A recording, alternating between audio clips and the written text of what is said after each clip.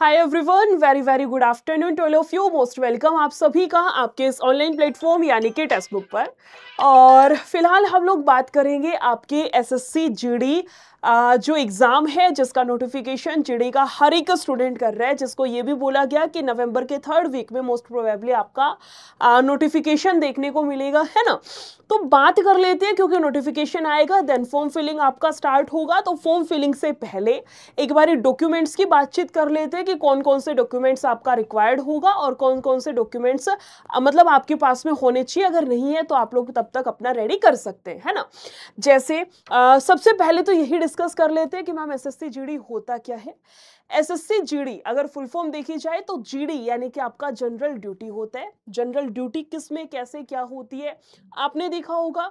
जैसे एक हमारी आर्मी होती है ना, जिसमें आपका नेवी हो गया, आपकी आर्मी होगी और आपका जो एयरफोर्स हो गया, मतलब आपकी आर्मी साइड रखिए। एक आपका पुलिस फोर्स होता है। और इनडायरेक्टली अगर मैं कहना चाहूँ तो इन दोनों के बीच में या एक तरीके से कह सकते हैं आपकी जो पैरामिलिट्रिकल फोर्सेस होती हैं, जैसे जिसमें आपका सीआईएसएफ होता है, बीएसएफ होता है, आपका असम राइफल्स होता है ना। इस तरीके से जो आपकी ये फोर्सेस है इनको पैरामिलिट्रिकल फोर्सेस बोला जाता है। और इन पैरामिलिट्रिकल फोर्सेस के अंदर जो आपको कांस्टेबल की पोस्ट मिलती है वो आपको इस एग्जाम को क्लियर करने के बाद मिलती है। यानी कि एसएससी जीडी जिन बच्चों का क्लियर हो जाता है उनको इन सारी फोर्सेस में से किसी फोर्स में, वो आपकी कट ऑफ पे डिपेंड करता है, किसी एक फोर्स में आपको कांस्टेबल का पद मिलता है, कांस्टेबल की पोस्ट मिलती है, वो कहलाता है आपका या मैं कह सकती हूँ एसएससी जीडी के थ्रू आप लोग जाते हैं। समझ आया जीडी का मतलब क्या होता है। अब इसमें क्या कुछ क्वालिफिकेशन, क्या कुछ डॉक्यूमेंट्स चाहिए, फटाफट से एक बार ही देख लेते हैं। ओवरऑल आपको ये भी बता दूंगी क्या कुछ इसमें आपको पेपर पैटर्न वगैरह क्या है, फटाफट से एक बारी सारी चीजें देख लेते हैं। अगर बात करो इसके लिए क्वालिफिकेशंस क्या होनी चाहिए, तो ये आपकी 10वीं बेस की वैकेंसी होती है। यानी कि अगर आप 10th पास है, matriculation, if you are 10th pass, अगर आपने 10वीं कर रखी है, 10वीं आप पास है, तो आप इसके लिए एलिजिबल हैं। कोई अलग से डिप्लोमा फिप्लोमा कुछ नीड नहीं होता, जस्ट आप 10th पास है और आपकी एज 18+ है तो आप इसके लिए एलिजिबल हैं। एज में मिनिमम तो 18 है, मैक्सिमम आपकी 23 रहती है। 18 से 23 साल आपकी जनरल कैटेगरी की है। बाकी अपना ओबीसी और जो आपका एससी एसटी 2-3 साल और 5 साल का रिलैक्सेशन जो आपका एसएससी की गाइडलाइंस है उसके अकॉर्डिंग आपका सेम रहता है। समझ आया। 10वीं पास है और अगर आपकी एज 18 साल है तो आप एसएससी जीडी के लिए एलिजिबल हैं। आगे चलते हैं किसका प्रोसेस क्या रहता है, क्या फिजिकल विजिकल भी रहता है। पहले आपका सीबीटी कंप्यूटर बेस्ड टेस्ट होता है। जिन स्टूडेंट्स का कंप्यूटर बेस्ड टेस्ट यानी रिटन एग्जाम में कहना चाहूं, जिनका रिटन एग्जाम क्लियर होता है उनको मिलता है पीईटी, फिजिकल एफिशिएंसी टेस्ट, जिसमें आपका दौड़, रनिंग हो गया, लॉन्ग जंप हो गया, हाई जंप हो गया, जिसमें आपकी एफिशिएंसी क्षमता चेक की जाती है। ये चीजें आपकी रहती हैं। उसके बाद आते हैं PST, physical standard test, standard test या पीएमटी, फिजिकल मेजरमेंट टेस्ट भी इसको बोला जाता है, जिसमें आपकी चेस्ट मेजर होती है, हाइट मेजर होती है, गर्ल्स जो फीमेल कैंडिडेट होती है ना उनका वेट मेजर होता है। ये सारी चीजें इसमें रहती हैं। उसके बाद आपका आता है DV, document verification, and then आपका उसके बाद आपका डीवी एंड देन आपका मेडिकल। ये इसमें आपका बेसिकली प्रोसेस रहता है 5 स्टेप का। उसके बाद आपका ऑफर लेटर रहता है। समझ आया। रिटन एग्जाम में क्या रहेगा, आपके 4 सब्जेक्ट हैं, जिसमें जीके, ये आपका रीजनिंग के 20 क्वेश्चन 40 मार्क्स का। अगर बात करूं जीके जीएस की तो उसके भी 20 क्वेश्चंस हैं, मैथ्स के भी 20 क्वेश्चंस हैं, और इंग्लिश या हिंदी इसमें आपको ऑप्शनल होता है। क्यों? क्योंकि आपको पता है कि ये एग्जाम आपका सेंट्रल लेवल का एग्जाम है, एसएससी के अंडर आता है, तो इसमें हर स्टूडेंट अप्लाई करता है। अब मान के चलिए फॉर एग्जांपल आप यूपी से हैं, आप नॉर्थ रीजन से, आपकी मान लो हिंदी स्ट्रॉन्ग है तो आप हिंदी को सिलेक्ट करेंगे। वहीं पे कोई स्टूडेंट है मान लो अरुणाचल प्रदेश का है, वो भी इसके लिए कर रहा है अप्लाई, उसकी हिंदी इतनी स्ट्रॉन्ग है नहीं, वो इंग्लिश को चूज कर लेगा। तो इसके लिए आपको ऑप्शन दिया जाता है, आपकी हिंदी स्ट्रॉन्ग है तो आप हिंदी को सिलेक्ट कर लेना, इंग्लिश स्ट्रॉन्ग है आपकी तो आप इंग्लिश को यहां से सिलेक्ट कर लेना। ठीक है। तो 3 सब्जेक्ट तो ये हो गए, जीके, रीजनिंग और आपका जीके जीएस हो गया, रीजनिंग हो गया और आपका मैथ्स हो गया। सबसे 20-20 क्वेश्चंस रहेंगे। इंग्लिश या हिंदी जो भी आप चूज करते हैं उस एक सब्जेक्ट से भी 20 क्वेश्चंस। तो बेसिकली 4 सब्जेक्ट 20-20 क्वेश्चंस, टोटल 80 हो गए। और आपका यहां से मार्क्स रहेंगे मैडम जी 40-40 मार्क्स के चारों सब्जेक्ट, और इसके लिए 60 मिनट यानी कि 1 घंटे का आपको समय दिया जाएगा। और ये रहेगा ईच क्वेश्चन कैरीज 2 मार्क्स, वो मैंने आपको अभी अभी बताया, एक क्वेश्चन 2 मार्क्स का है। नेगेटिव मार्किंग भी है 0.25 की ईच इनकरेक्ट आंसर, अगर गलत कर दिया तो 2.5 की 0.25 की नेगेटिव मार्किंग भी आपकी रखी गई है। ये था एक बेसिक सा ओवरऑल कि आपका एसएससी जीडी है क्या, क्या क्या पढ़ना पड़ेगा मैम, कितना पढ़ना पड़ेगा, सिलेबस वगैरह की एक अलग वीडियो देख लेंगे। फिलहाल मैंने आपको एक ओवरव्यू समझाया है कि जहां जाने की आप तैयारी कर रहे हो, जिस जॉब को पाने के आपने सपने देखे हैं, जिस जॉब के लिए आप फॉर्म भरने वाले हैं, उसका ओवरव्यू क्या है, क्या पोस्ट मिलती है, कौन से डिपार्टमेंट में मिलती है और किस तरीके से क्या इसमें आपका रहता है। ठीक है, अब बात आती है कि फॉर्म फिलिंग के टाइम में डॉक्यूमेंट्स कौन कौन से रिक्वायर्ड होंगे, हमें कौन कौन से डॉक्यूमेंट्स अपने प्रिपेयर करके चलने हैं, तो उसमें नोट कर लीजिएगा। ठीक है, बहुत ज्यादा नहीं है, बेसिक डॉक्यूमेंट से डरने की जरूरत नहीं है, बस मैं आपको एक बार ब्रीफ में बता देती हूँ। सबसे पहले आधार कार्ड फॉर आइडेंटिटी, आपका वेरिफिकेशन, बेसिकली आपका आधार कार्ड। देखो इसमें आपकी दो चीजें होती हैं, यहाँ भी लिखा है आईडी प्रूफ। आईडी प्रूफ में लिखा होता है एनी, है ना, ID proof any one if asked, इस तरीके से। आईडी प्रूफ में आपका पैन कार्ड भी होता है, आपका आधार कार्ड भी हो सकता है, आपका वोटर आईडी कार्ड भी हो सकता है, लेकिन प्रायोरिटी पे अपना आधार कार्ड रखा करो। कुछ इश्यू है, आधार कार्ड आपने अपडेट करवाने डाल रखा है या कुछ भी इस तरीके का XYZ कोई रीजन है, तो सेकेंडरी पे कुछ और चूज किया करो, अदरवाइज आधार कार्ड को ही प्रायोरिटी पे रखा करो। डाल कुछ भी सकते हैं, दूसरा भी डॉक्यूमेंट इसमें लगा सकते हैं, पैन कार्ड वगैरह, बट फिर भी प्रायोरिटी आधार कार्ड रखनी है। ठीक है, तो सबसे पहले आधार कार्ड ऑब्वियसली सबका ही तैयार होगा। 10वीं का सर्टिफिकेट, 10वीं क्लास का सर्टिफिकेट, वो इसलिए मांगा जाता है ताकि एक आपकी डीओ भी चेक हो सके, एक दूसरा आपका एजुकेशन क्वालिफिकेशन, क्योंकि 10वीं पास मांग रखा है ना, आप 10वीं पास है या नहीं वो क्लियर हो जाए। उसके अलावा जैसे मान लो आप ग्रेजुएट हैं, कोई स्टूडेंट है जिसने बीए कर रखी है, तो आपका 10वीं का भी सर्टिफिकेट, 12वीं का भी सर्टिफिकेट और ग्रेजुएशन का भी, यानी कि तीनों मार्कशीट आपकी रेडी होनी चाहिए। फॉर्म फिलिंग के टाइम आपको वहां पर उसकी जो भी है आपका स्कैनिंग प्रोसेस आपका पूरा रहेगा। ठीक है, कोई सिर्फ 12वीं पास है तो उसके पास 10वीं और 12वीं दोनों का होना चाहिए, दोनों की मार्कशीट आप रेडी रखिएगा। वो ऑब्वियसली सबके पास होगी, बट यहाँ वहां रख रखे हो तो थोड़ा सा ढूंढ ढांड लेना। ठीक है, आगे आते हैं, पासपोर्ट साइज फोटोग्राफ सबसे ज्यादा इंपॉर्टेंट है, फोटोग्राफ वाला पोर्शन।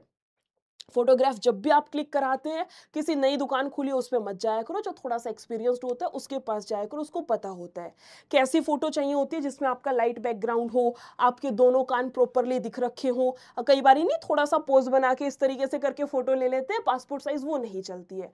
पासपोर्ट साइज का मतलब होता है एक ऐसी फोटो जिसमें आपके दोनों ईयर विजिबल हो एंड आपका फेस स्ट्रेट हो। ऑब्वियसली बात है, अगर दोनों कान दिख रहे हैं तो फेस स्ट्रेट ही होगा, वो फोटो आपकी चलती है। उसमें आपने कैप वगैरह कुछ भी नहीं पहनी होनी चाहिए, कैप डाल रखी है या कुछ कपड़ा वपड़ा बांध रखा है, कुछ भी एक्सेप्ट नहीं होता है।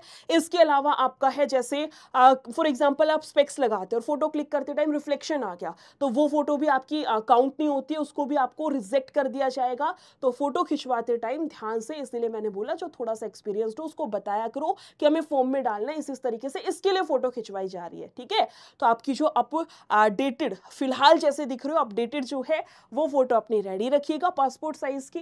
उसके बाद सिग्नेचर, सिग्नेचर में भी थोड़ी बहुत कभी किसी स्टूडेंट को एरर आ जाती है। सिग्नेचर जो आपका कॉमन है, जो आप हर जगह करते हो, आपके सारे डॉक्यूमेंट्स पे चलता है, वो आपका सिग्नेचर, वो बेसिकली आपका स्कैन होगा।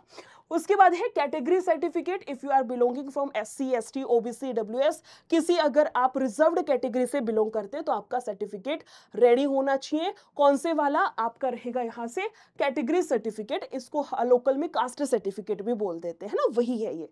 उसके बाद है आपका डोमिसाइल सर्टिफिकेट, ये आपका डोमिसाइल होना चाहिए, आप जिस स्टेट से बिलोंग करते हैं आपका डोमिसाइल सर्टिफिकेट भी वहां पे लगेगा। उसके बाद आईडी प्रूफ, ये पैन कार्ड वाला मैंने आपको बता दिया। उसके बाद आते हैं मोबाइल नंबर और ईमेल आईडी। बहुत सारे स्टूडेंट्स क्या करते हैं, फॉर्म खुद तो नहीं भरते, वो भरवाने जाते हैं, तो भरवाने जाते हैं ना, उस साइबर जो कैफे वाला भैया होता है उसी का मोबाइल वो अपना डाल देते हैं, वो थोड़ा आलस करता है, उसके पास भीड़ होती है, वो आलस आलस में अपना डाल देता है। मेल आईडी और मोबाइल नंबर, थोड़े से मैच्योर हो जाओ, थोड़े से बड़े हो चुके हो, अपनी चीजों को थोड़ा सा पर्सनल लेना सीखो। उसको बोलो अपनी मेल आईडी दो कि मेरी ये वाली मेल आईडी है और मेरा ये वाला फोन नंबर है। मैं सबकी बात नहीं कर रही, कुछ स्टूडेंट्स ऐसा करते हैं, ध्यान से सुनिएगा।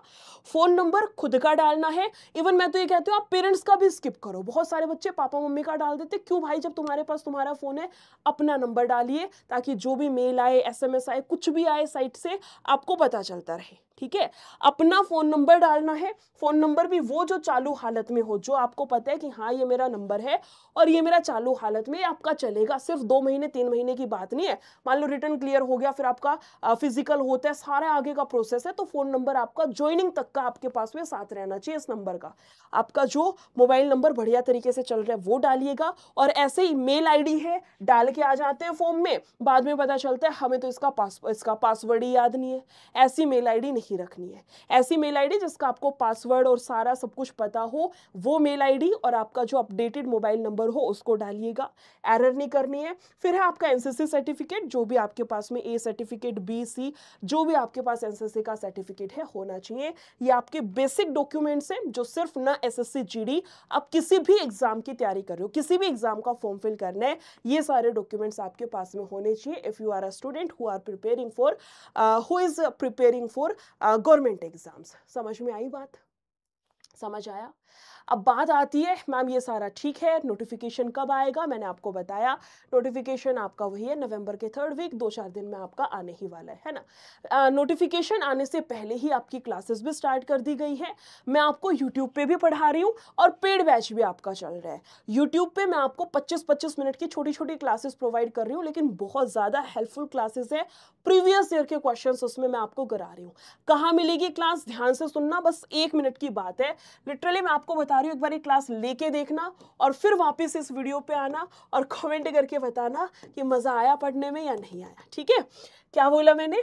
ये वीडियो देख रहे हैं जो भी स्टूडेंट्स, उसके बाद जाना, जैसे सिखा रही हूँ वो रिकॉर्डेड क्लास देखना जाके, और फिर मुझे आके बताना कितना मजा आया क्लास में, समझ आई चीजें या नहीं आई। इसी चैनल पे जाना, प्लेलिस्ट के सेक्शन पे, ये एसएससी जीडी की प्लेलिस्ट है। 5 टॉपिक सिर्फ मैंने अभी तक आपको पढ़ाए हैं, 5 टॉपिक सिर्फ कराए, 25-25 मिनट की क्लासेस है। 5 क्लासेस देख लीजिएगा बढ़िया तरीके से। इसी के साथ साथ इसी वीडियो में जो फिलहाल वीडियो आप देख रहे हैं ना, इसी में जब आप नीचे MORE मोर पर क्लिक करोगे तो आपका डिस्क्रिप्शन बॉक्स खुलता है और दूसरे नंबर पे है एसएससी जीडी सशक्त 2.0 बैच।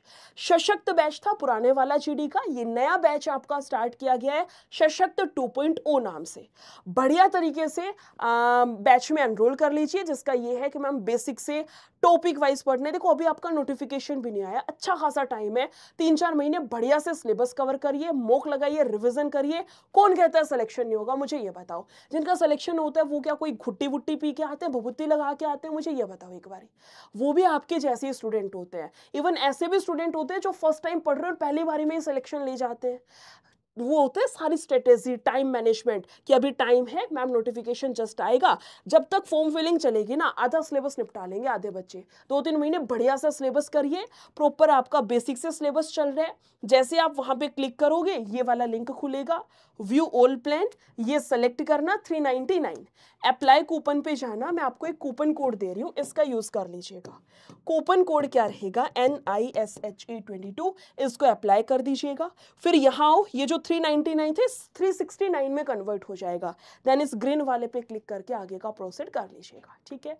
कोई भी कंफ्यूजन है, मेरा टेलीग्राम है निशा मैम टेक्स्ट बुक नाम से, जाकर के ज्वाइन कर लीजिए। प्लस में कमेंट सेक्शन हमेशा ओपन है, मैं हर स्टूडेंट के कमेंट्स पढ़ती हूँ, चाहे मेरी पेड क्लास हो, चाहे मेरा जेनरिक हो, ये वीडियो हो, कुछ भी हो, जरूर देखिएगा। कोई भी दिक्कत समस्या है बता देना। बाकी नेक्स्ट वीडियो में मिलते हैं। Thank you so much, take care, bye bye.